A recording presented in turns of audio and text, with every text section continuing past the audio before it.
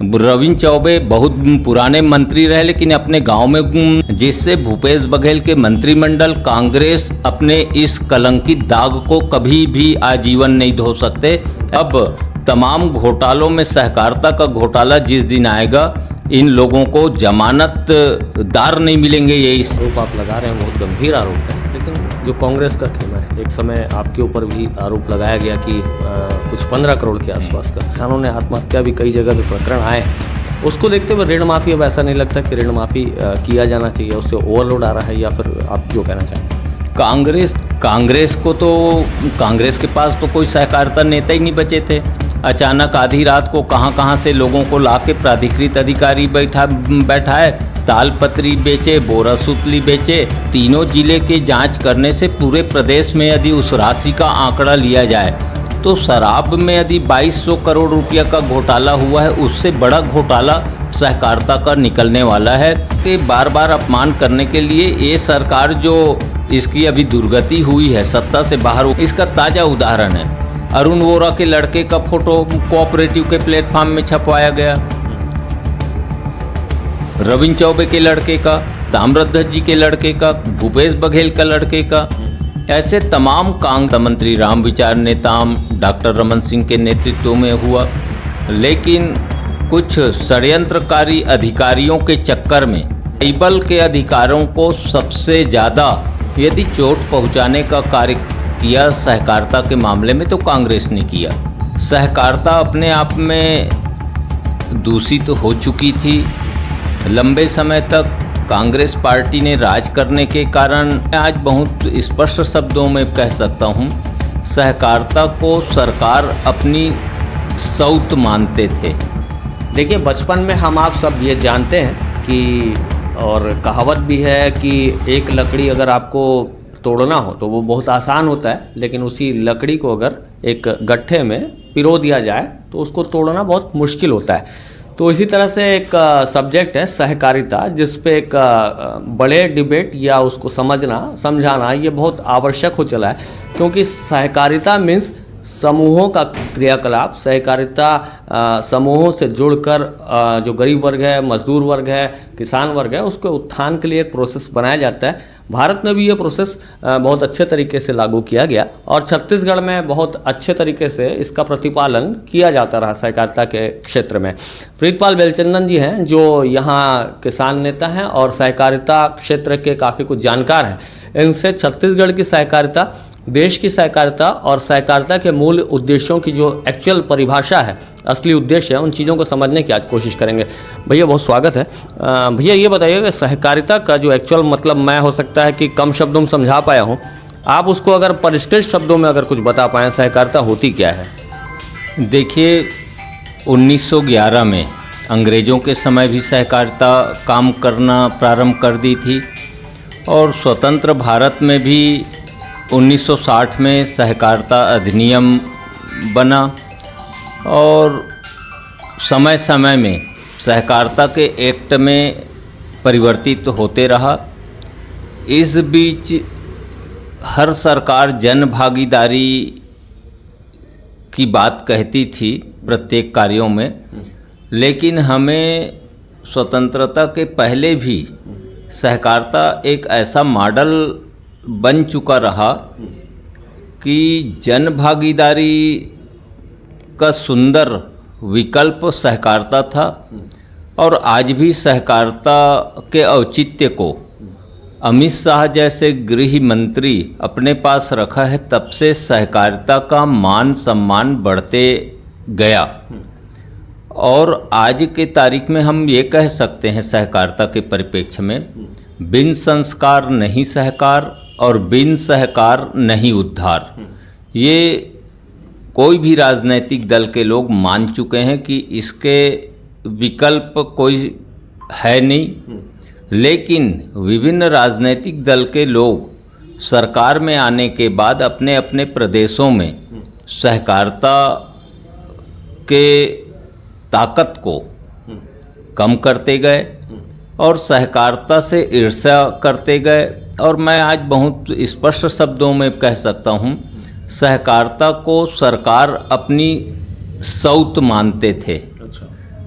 जो अटल बिहारी जी वाजपेयी के शब्दों में या पंडित दीनदयाल जी उपाध्याय के संकल्पों और कल्पना के विपरीत है।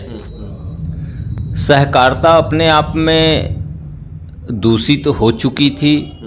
लंबे समय तक कांग्रेस पार्टी ने राज करने के कारण सहकारिता के चेहरे को बदसूरत बना दिए थे। ये एक मिनट भैया रुकूंगा। ये जो दूषित और जो बदसूरत बनाने का जो एक क्रियाकलाप था उसको ज़रा परिभाषित करेंगे कि किस जगह पे डैमेज हुआ था, कहाँ पर नुकसान हुआ था जो आम जनता है उसको और राजनीतिक तंत्र के द्वारा बता रहे हैं आप। जैसे सहकारिता में महिलाओं की भागीदारी, प्रत्येक वर्ग के लोगों की भागीदारी भारतीय गणतंत्र के पहले ही पुनर्स्थापित थी। इस विषय को बार बार चोट पहुंचाया गया। यदि हमारे छत्तीसगढ़ के हिसाब से हम बात करें तो जगदलपुर या बस्तर संभाग में कोऑपरेटिव एक्ट के मुताबिक वहाँ के प्रमुख पदों पर, नेतृत्वकर्ता पदों पर आदिवासी ही बैठते। लेकिन 1984 के आसपास वहाँ इस व्यवस्था को बदल दिया गया, जिस समय अर्जुन सिंह जैसे लोग इस प्रदेश के मुखिया हुआ करते थे।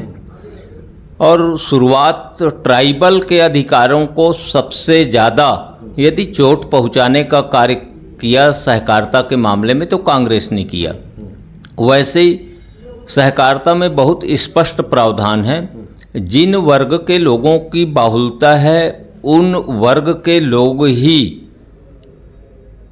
चेयरमैन के पद में काबिज रहेंगे, उनकी प्रतिनिधित्व की संख्या उन्हीं की रहेगी। तुष्टीकरण की एक जो बात है उसमें शब्द जो है तुष्टीकरण मतलब किया जाता है।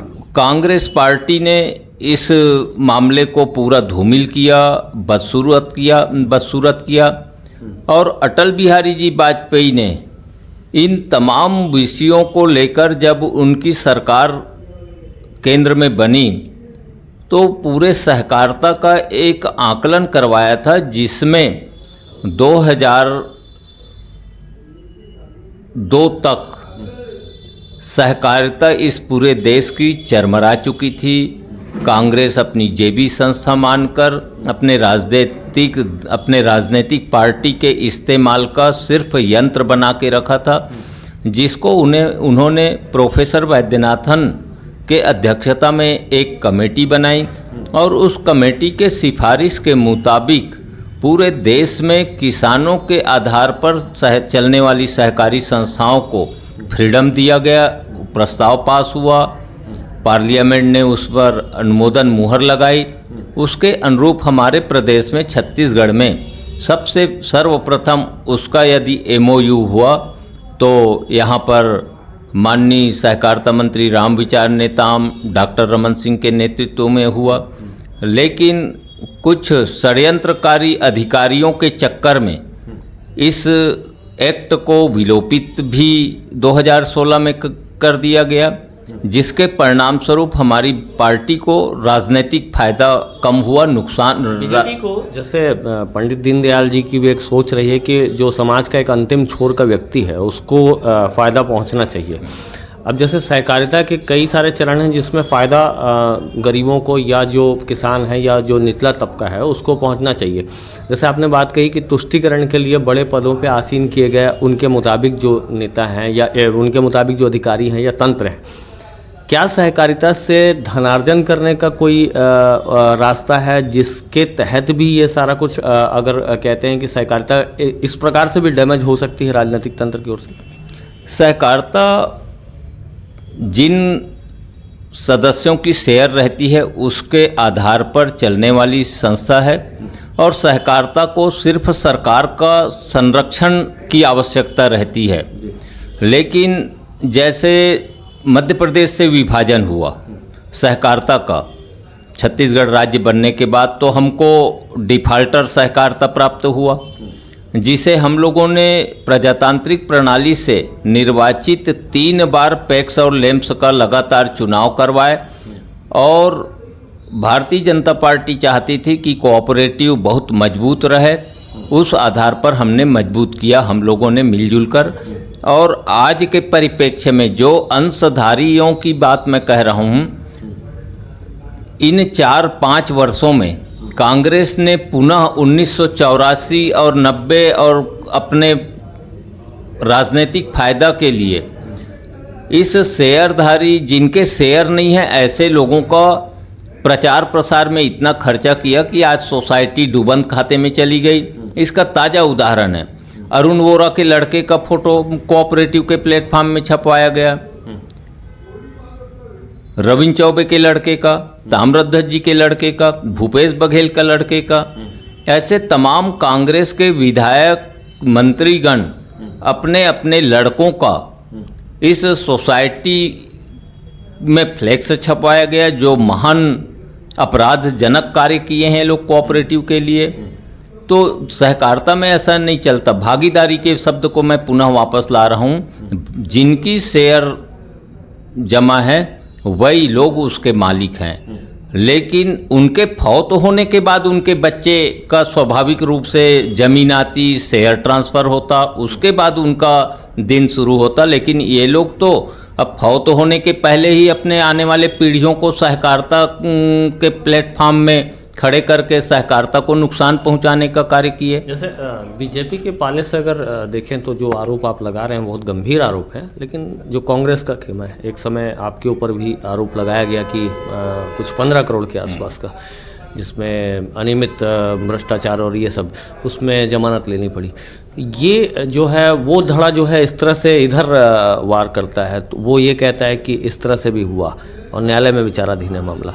तो इसको कैसे अपन डिफाइन कर पाएंगे कि जो सहकारिता में जो काम करने वाले व्यक्ति हैं वो या आप अपने जो दामन में लगे हुए उनकी ओर से लगाए गए जो छींटे हैं उसको धोने के अगर आप कोशिश करें तो क्या कहना चाहते हैं? देखिए, हमारे ऊपर जो आरोप लगाए पूरे राजनीतिक आरोप है और इनको 3 साल तक प्रितपाल को कैसे फंसाया जा सकता है, सहकारिता को कैसे बदनाम किया जा सकता है, ये विवेचना करना पड़ा। और इनको कोई विषय नहीं मिला तो फर्जी तरीके से गोडाउन और एकमुश्त समझौता में इन लोगों ने अपराध कायम करवाए, जबकि उसका ऑडिट नाबार्ड करती है, नाबार्ड ऑडिट किया है। और यदि कोई गोडाउन किसानों की सुविधा के लिए बना है तो गोडाउन में या तो ईंटें कम लगे होंगे, दीवार कमज़ोर होगा, और जिसको सहकारिता विभाग स्वयं में उसको ऑडिट में उसका अचल संपत्ति ऑडिट में ले लिया है, उसमें फिर गोडाउन नहीं बना रहता तब हम अपराधी होते। गोडाउन बना है और आखिर इस फर्जी तरीके से एफआईआर करवाने लोगों के खिलाफ और हमारे खिलाफ मामला हाई कोर्ट में है और हाई कोर्ट में कोई बात प्रारंभिक तौर पर साक्ष्य प्रस्तुत नहीं कर पाए 15 करोड़ में 15 पैसे का, तब तो हमें जमानत मिली। और आगे भी वही रिकॉर्ड के आधार पर जब जो साक्ष्य प्रस्तुत नहीं कर पाए तो आगे कहाँ से लोग अन्य प्रदेश से तो और कोई डॉक्यूमेंट ला नहीं सकते। तो इसमें बहुत क्लियर है, लेकिन संवैधानिक न्यायालयीन प्रक्रिया है, न्यायालयीन प्रक्रिया के मुताबिक मामला को क्लियर बहुत जल्दी हो जाएगा। मतलब आप आश्वस्त हैं कि इस केस से आप बाइज्जत बाहर आ जाएंगे? नहीं, हम बाहर आ चुके हैं। इसमें चूंकि संवैधानिक न्यायालयीन प्रक्रिया से गुजरना भर है, बाकी इसमें कोई वो नहीं है। और सरकार सहकारिता के बार बार अपमान करने के लिए, ये सरकार जो इसकी अभी दुर्गति हुई है सत्ता से बाहर, उसमें सहकारिता का बहुत बड़ा भूमिका है। किसानों के साथ छलावा जो कहते वो नहीं किए, सहकारिता को 15 साल में हम लोग मजबूत कर दिए थे। आज पुनः उस सहकारिता को वापस लौटाने के लिए हम लोगों को 10 साल लगेगा। ऐसा सहकारी समिति जो किसानों का पूर्वजों की संपत्ति है उसको नुकसान पहुंचाया गया। ओवरलोड अगर जैसे बोलना चाहिए, जो ऋण या पैसों की अनियमितता के कारण जो सहकारिता का जो डैमेज हुआ आप कह रहे हैं, वो कितना बड़ा आंकड़ा हो सकता है? अगर पूरे राज्य की बात करें, दुर्ग जिले की बात करें, तो अगर आंकड़ा आप अगर जान पाएँ या बता पाएँ। जैसे हम लोग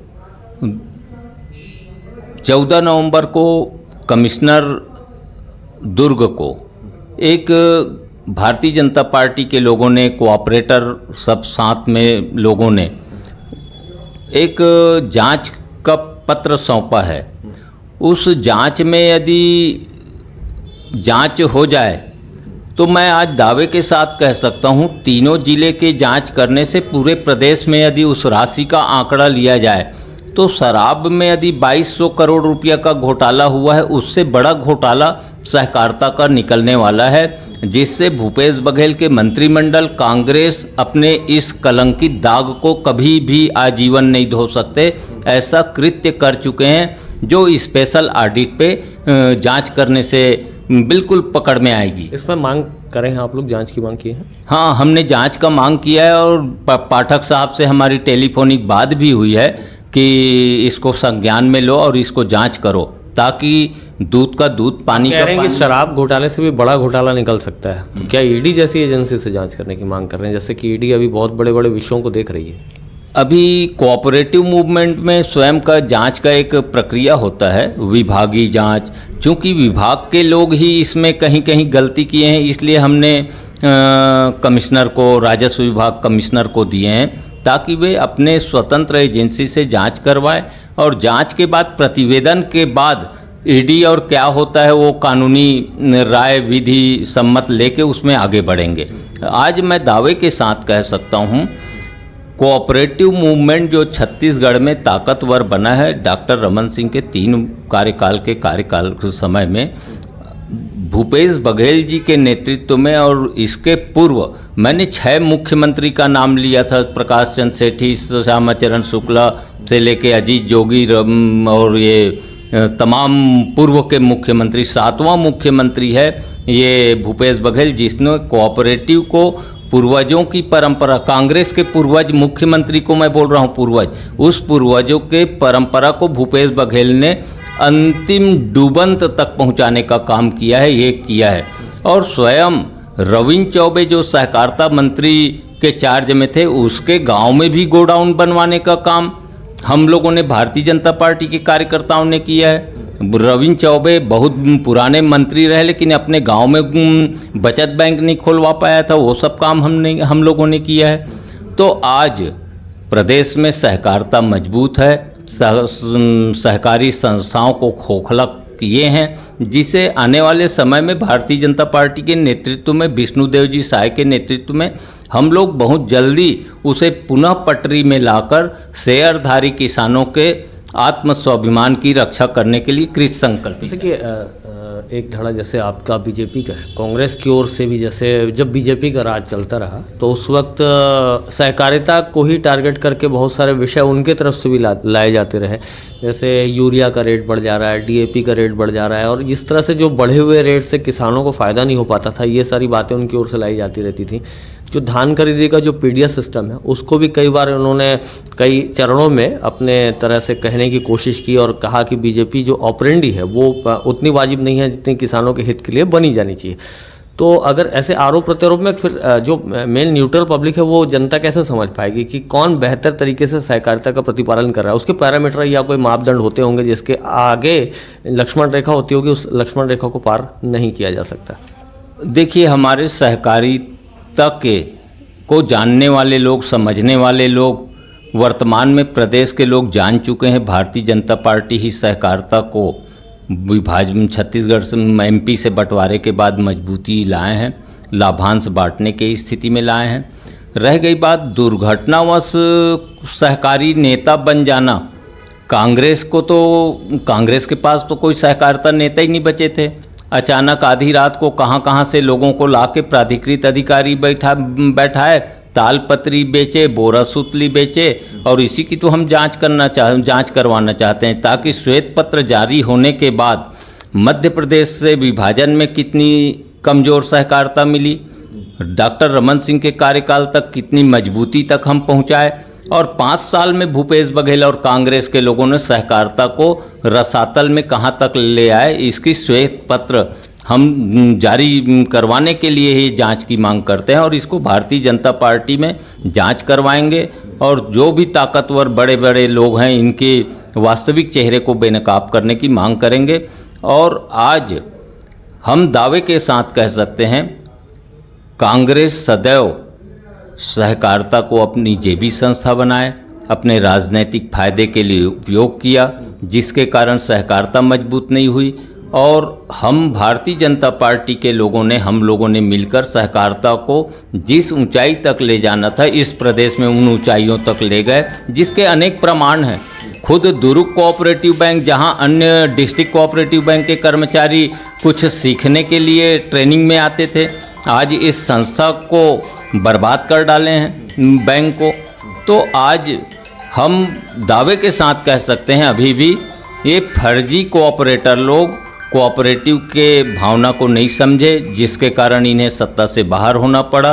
अब तमाम घोटालों में सहकारिता का घोटाला जिस दिन आएगा, इन लोगों को जमानतदार नहीं मिलेंगे, ये स्थिति भी निर्मित हो सकती है।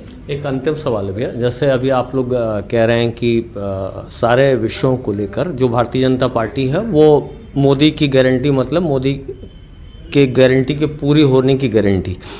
अब जिस तरह से चरण वाइज आप लोग किसानों को लाभान्वित कर रहे हैं, जिस तरह से जो आप लोग अभी जो वचन कह रहे थे उसको चरणबद्ध तरीकों से किया जा रहा है, आगे आपको क्या लगता है कि सहकारिता में अब क्या कंपटीशन आ चुका है? जैसे पहले समर्थन मूल्य आप लोगों की ओर से कम था, बाद में 2500 रुपये भूपेश जी की ओर से किया गया। अब जब घोषणा पत्र आए, आपके संकल्प पत्र आए, तो उसमें 3100-3200 रुपये, फिर क्विंटल के पीछे भी कंपटीशन। अब इस कंपटीशन के दौर में हालांकि जो बोलना चाहिए फंड जनरेटिंग जो एरिना रहेगा या जो फंड जनरेटिंग सेक्टर रहेगा, वो तो लगभग उतना ही सीमित रहेगा, उसमें ज़्यादा विस्तार नहीं। इनको मैनेज कैसे करेंगे? क्या सहकारिता ध्वस्त ना हो जाए? इसको मैनेज करने के लिए एक चैनल भी तो बनाना पड़ेगा। देखिए, कांग्रेस पार्टी ने अपने उस किसान सदस्यों की ऋण माफ़ी के चक्कर में जो सहकारी संस्थाओं को घाटा पहुंचाया गया है, ये अपने आप में बड़ा मुद्दा है। और भारतीय जनता पार्टी के सरकार में हम लोगों का हमेशा प्रयास रहेगा कि सरकार अपनी योजनाओं को सहकारिता के माध्यम से संचालित करेगी, लेकिन कहीं पर यदि संस्था को घाटा पहुंचाने का यदि लक्षण होगा तो उसको रुकवाएंगे। ऋण माफ़ी, मैं बीच में रोकना चाहूँगा, ऋण माफ़ी क्या आज ज़रूरी नहीं लगती? जैसे कोई किसान है, गरीब वर्ग है, उसका अगर ऋण उसको ओवरलोड है, जैसे किसानों ने आत्महत्या भी कई जगह पे प्रकरण आए, उसको देखते हुए ऋण माफ़ी, अब ऐसा नहीं लगता कि ऋण माफ़ी किया जाना चाहिए, उससे ओवरलोड आ रहा है? या फिर आप जो कहना चाहें? कांग्रेस लंबे समय तक राज किया और किसानों के मन में रहता था, कांग्रेस के लोग भाषण देते थे कि किसान कर्ज में पैदा लेते हैं और कर्ज में मर जाते हैं। नरेंद्र मोदी जी तो कर्ज मुक्त किसान बनाना चाहते हैं और 5 साल पहले किसानों के आय को दोगुना करने का बहुत अच्छा जो उनका योजना था, कांग्रेस ने छत्तीसगढ़ में उसको धूमिल किया। और कर्ज माफ़ करना कोऑपरेटिव के लिए सेहत के दृष्टि से बहुत उपयुक्त नहीं रहता। आप 5 साल में 1 एकड़ में 20,000 कर्ज माफ़ कर रहे हो, जबकि 5 साल में एक बार, जबकि पुराने समय में भी अकाल दुकाल पड़ता था तब कर्ज माफ़ करना पड़ता था। कर्ज माफ़ हुआ है, लेकिन ये सरकार सिर्फ वोट प्राप्त करने के लिए कर्ज माफ अपने एजेंडा में रख रहा है। ये किसानों के लिए भविष्य के कैंसर साबित होगा। कोऑपरेटिव मूवमेंट के पर विश्वास करने वालों के लिए अच्छा मैं नहीं मानता, बल्कि हमारे कोऑपरेटिव और किसान को कर्ज मुक्त अभियान जो मोदी जी की कल्पना है उसके मुताबिक हमको किसानों को कर्ज लेने ही नहीं पड़े। और जहाँ तक किसान क्रेडिट अभियान जो अटल बिहारी जी वाजपेयी ने शुरू किया, किसान क्रेडिट कार्ड के परिभाषा को दूषित कर दी है। ये कर्जा नहीं है, सिर्फ किसानों का लिमिट है। जैसे व्यापारिक जगत में ठेकेदारी करने वाले लोगों को लिमिट सैंक्शन किया जाता है, वैसे ही एक किसान का 1 एकड़ में खेती करने के लिए कितना क्षमता निर्धारित होता है, उस हिसाब से ये लिमिट है, जिसको किसानों के पास कांग्रेस के लोगों ने इसको कर्जा शुरू से मानसिकता को बना दिया कि सोसाइटी से कर्जा ले लो, जबकि किसानों के मान सम्मान के एक लिमिट है, जिसको किसान फसल लेने के बाद नियमित चुकाए फिर ऋण ले।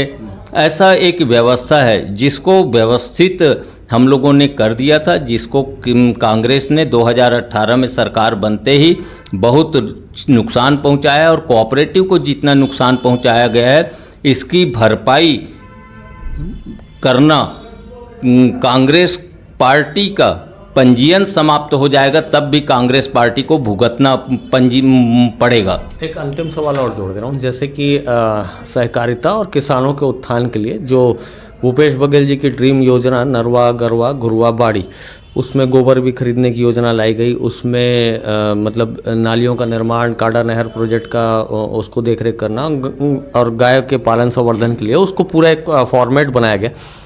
क्या यह फॉर्मेट अब बीजेपी की गवर्नमेंट उसको उसी मोड पर रिपीटेशन में लाएगी, और क्या इस फॉर्मेट पे और आगे बढ़ना चाहेंगे, या फिर इसमें कुछ और बातें हैं आपको कहना है? इसमें प्रथम बैठक में ही मुख्यमंत्री जी और उप मुख्यमंत्रीगण बार बार बोल चुके हैं कि कांग्रेस के समय में भी किसानों के लिए, छत्तीसगढ़ वालों के लिए जो अच्छी योजना होगी उसकी परीक्षण करवा के उसके आगे भी बढ़ाएंगे, और जो योजना कांग्रेस के तिजोरी को भरने के लिए बनी थी उसको बंद करेंगे। एक क्लियर कॉन्सेप्ट है। और रह गई बात, यदि गोबर खरीदी, गौमूत्र खरीदी और नरवा गरवा घुरवा बाड़ी की योजना के बाद यदि जैविक योजना, एक गोबर को कंपोस्ट और जैविक में उपयोग किए, तो डीएपी का हर साल डिमांड क्यों बढ़ा? आखिर एक बोरा डीएपी खरीदने के लिए भारत सरकार को विदेश से कितना ट्रांसपोर्टिंग सब्सिडी देना पड़ता है, इसका कांग्रेस के लोगों ने तो दुरुपयोग किया। अन्यथा गोबर से बिकवाए हैं तो कितना रकबा जैविक रकबा बना, और यदि गोबर उपयोग कर रहे हैं तो कितना डीएपी कम हुआ इस प्रदेश में मार्केट के द्वारा जो वितरण होता है हर साल। तो ये अपने आप में एक बहुत बड़ा विषय है, जांच का विषय है। अन्यथा हम यदि आयुर्वेदिक दवा लेते हैं तो हम लोग और अंग्रेजी दवा का उपयोग नहीं करते। जिस जमीन में गोबर गया है उस जमीन में रासायनिक खाद डलवा के उसने तो इस जमीन को ही बर्बाद कर दिया और अपने सरकारी पैसों का दुरुपयोग ही किया है। और आज मैं कोऑपरेटिव के लिए ये कह सकता हूँ, कांग्रेस के कोई भी व्यक्ति, बड़ा सा बड़ा नेता यदि कोई डिबेट में बैठे तो उससे हर बिंदु पर चर्चा किया जा सकता है। आज सहकारिता को अपमान भी किए, बर्बाद भी किए, और जिसकी अब हम लोगों के पुनः जिम्मेदारी आने वाली है। हम लोगों को जैसा हमारा नारा है, हमने बनाया है, हम ही संवारेंगे। तो सहकारिता को हम लोगों को संवारने में कम से कम 10 साल लगेगा, और उधारी के कोऑपरेटर से नहीं होगा। इलेक्शन हो रहा था, प्रजातांत्रिक प्रणाली को ध्वस्त करने वाले हत्यारे के रूप में कांग्रेस पार्टी आई है। जो चुनाव और सिंबल वितरण हो गया था, यही कांग्रेस सरकार हाई कोर्ट गई है और हाई कोर्ट में स्टे करवाए हैं। तो आज सब मिलाकर बहुत अंधकारमय वातावरण छोड़ के कांग्रेस ने गया है इस प्रदेश को, इसको संवारने में। मैं चूंकि कोऑपरेटिव और किसान के हिसाब से बात कर रहा हूँ, इसलिए हमको भी इतने बर्बाद किए हैं कि इसको संवारने में, वातावरण बनाने में हमको भी समय लगेगा। लेकिन इच्छा बहुत स्पष्ट है। अटल बिहारी जी वाजपेयी का कॉन्सेप्ट क्लियर रहा है इस प्रदेश को बनाने का, उस दिशा में आगे बढ़ेंगे। धन्यवाद। ये प्रीतपाल वेलचंदन जी, साफ तौर पर सहकारिता का जो एक मतलब होना चाहिए, परिभाषा होनी चाहिए, वो भी आपको उन्होंने बताया।